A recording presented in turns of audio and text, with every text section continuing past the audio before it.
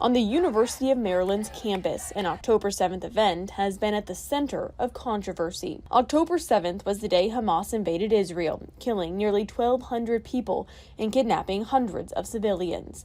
The event in question, hosted by the University of Maryland Students for Justice in Palestine, is described in court documents as an interfaith vigil intended to mourn lives lost in Israel's purported genocide. Daniela Colombi, a member of Students for Justice in Palestine, says, we'd have an Islamic prayer, a Jewish prayer, and a Christian prayer, because we understand that none of this is about religion. It's about, actual equality for all human beings. An event members of the Jewish community have pushed back against. Michael Glass is a member of the Baltimore Zionist District.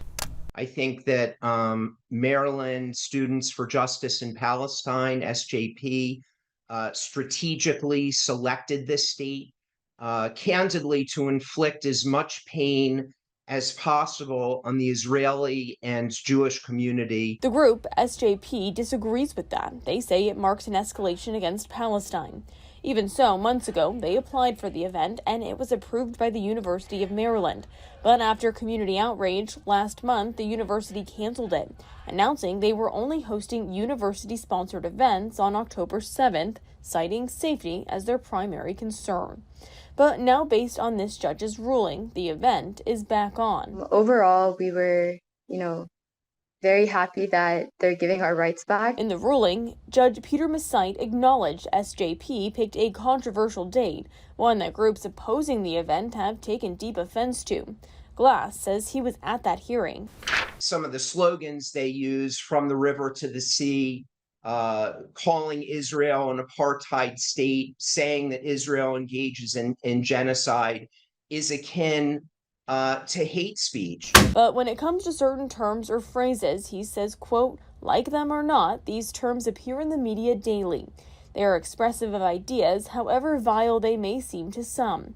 There's no reason they shouldn't be given protection as a speech when they're used in the form of a public university. He doesn't believe there's a suggestion Jewish students will be threatened or harassed.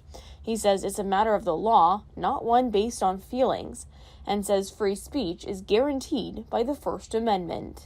In a statement, the University of Maryland says they will abide by the court's decision, but they say the safety concerns that were raised remain a source of ongoing attention and focus. The university says they will be implementing a robust safety plan with enhanced staffing and a strong security presence. What's happening in the Middle East is a tragedy, and the loss of life in Israel, in Gaza, is tragic.